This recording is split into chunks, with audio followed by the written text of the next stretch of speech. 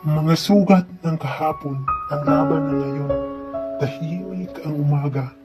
Habang nakatingin ako sa bintana ng aming bahay, ramdam ko ang bigat ng hangin. Hindi dahil sa panahon, kundi dahil sa mga alaalang patuloy na bumabalik. Tila ba bumabalik ang sakit ng kahapon. Mga kwento ng kahapon na puno ng sugat na hindi makita ng kahit sino man at kailanman ay hindi maghihilom. Bakit ganito? Tanong ko sa sarili. Habang nag-aabang ng sagot na alam kong walang makapagbibigay. Na tanging mga bumabalik na alaala lamang ang nagsisilbing kasagutan. Mga alaala ng mga araw na halos hindi ako makabangon mula sa kama. Mga araw na ang mga ngiti ko ay manipis na maskara para itago ang patuloy na pagguho ng sarili kong mundo. Pagod na akong magpanggap. Pagod na akong labanan ang bigat ng bawat araw. Ngunit heto pa rin ako, lumalaban. Madalas kong iniisip kung ano pa ang silbi ng lahat ng ito. Ano nga ba ang halaga ng isang taong tulad ko? Isang taong tila hindi kayang pakita ang sarili. Sa labas na kaanyuan, ako ay palatawa, masayahin at laging nandyan para sa iba. Pero sa kalooban ko, isang dagat ng kalungkutan, isang mundo ng takot at pangamba na hindi ko maipaliwanag. Ang mga sugat na iniwan ng kahapon, mga sugat na dala ng mga alaala, ang pagkamatay ng aking ina, pagkasira ng mga relasyon, ang pagkawala ng mga taong inakakalaw kong mananatili, ang pagkabigo sa mga pangarap, ang hindi ko maramdaman ang suporta ng pamilya ko, at ang mga masakit na binibitawang mga salita ng mga taong nakapaligid sa akin.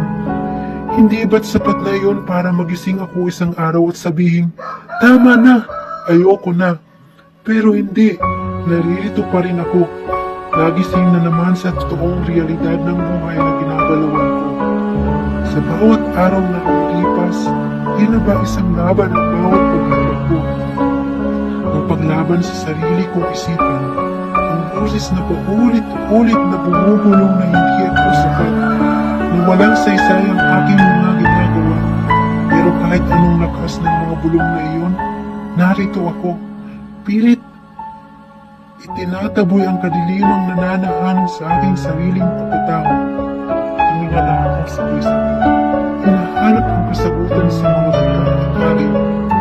Hindi ko alam kung paano nagsimula ang lahat. Hindi ko rin alam kung kailan ito matatapos. Pero ang alam ko, bawat araw na nagigising ko ay isang laban. Ang laban na hindi kailangan ng espada o ng bala, kundi ng lakas na bumangon sa kama, ng lakas na magsalita ng kahit isang salita, at ng lakas ng mga makakaya ko to. Bulong ko sa sarili. Kahit pa parang nagdadala ng isang bundok ang aking mga balikat. Ang laban ng kahapon ay hindi ko na mababago, pero ang laban na ngayon ay nasa akin. Ang mga sugat ng kahapon ay mga alaala na dala ko sa bawat paghinga. Ngunit ngayon, sa bawat pagtayo ko, kahit gaano kabigat ang aking puso, isang panalo na iyon. Matagal na ang lumipas, mula nang huling beses akong tumingin sa salamin, nang walang anumang bigat na nararamdaman sa aking dibdib. Ilang taon din ang binilang bago ko muling nakita ang sarili ko. Hindi ang taong patuloy na nakatago sa likod ng mga ngiti at biro, kundi ang tunay na ako, sugatan, ngunit nananatiling buo. Ngayon, sa huling kabanatang ito, narito ako sa harap ng parehong bintana kung saan dati kong sinisilip ang mundo ng may takot at pangamba. Pero ngayon iba na. Wala na ang dilim na dati laging nakapaligid. Naroon pa rin ang sakit, oo, ngunit hindi na ako ang taong bumabagsak sa bawat pagkakadapa. Ngayon, natutunan kong tanggapin ang lahat, kasama ang mga pag-asa at pangarap na sumasalubong sa bawat agos ng panahon. Minsan, iniisip ko pa rin kung paano ko nagawa ito, paano ko nalampasan ang mga araw ng kawalan ng ganang magpatuloy sa buhay, ang magkagabing walang tulog, ang mga oras ng pagkubli sa mga alaala ng nakaraan. Pero hito ako, tumatayo, humihinga at lumalaban pa rin. Ang huling hakbang ng laban ko ay hindi ang pagtakas mula sa mga sugat ng kahapon, kundi ang pagtanggap na hindi ko kailangang magtago mula rito. Sa halip, ito ang naging gabay ko. Natutunan ko na ang mga sugat na iyon ang mga alaala ng kung paano ako nasaktan ng paulit-ulit. Ang mga luhang hindi ko pinapakita, sila ang nagturo sa akin kung paano maging matatag, kung paano harapin ang sarili kong laban. Salamat, bulong ko. Hindi sa iba kundi sa sarili ko, sa aking nakaraang ako, sa lahat ng sugat, sa lahat ng luha.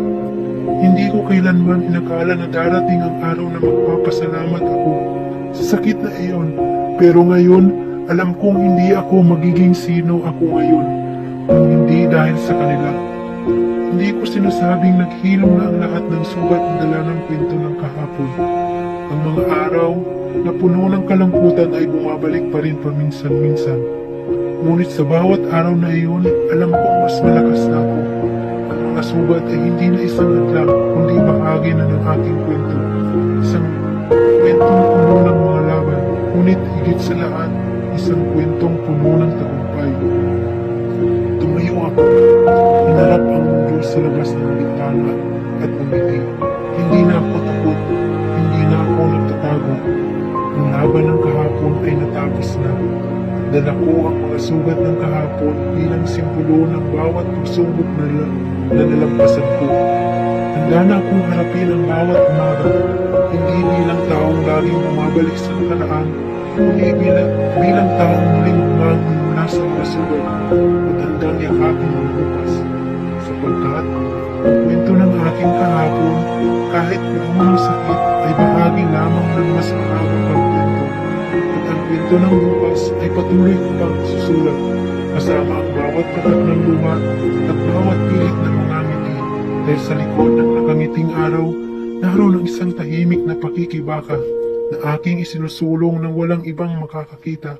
At sa bawat hakbang, ipapaalala ko sa sarili ko, ang kahapon ay hindi ako, at ang bukas ay may pagkakataong magdala ng liwanag na hindi ko pa natatanaw.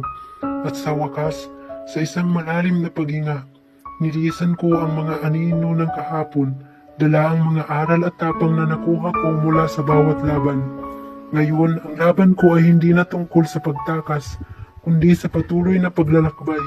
Isang paglalakbay ng pag-asa, ng pagmamahal sa sarili at ng walang katapusang paglaban para sa mas maliwanag na bukas.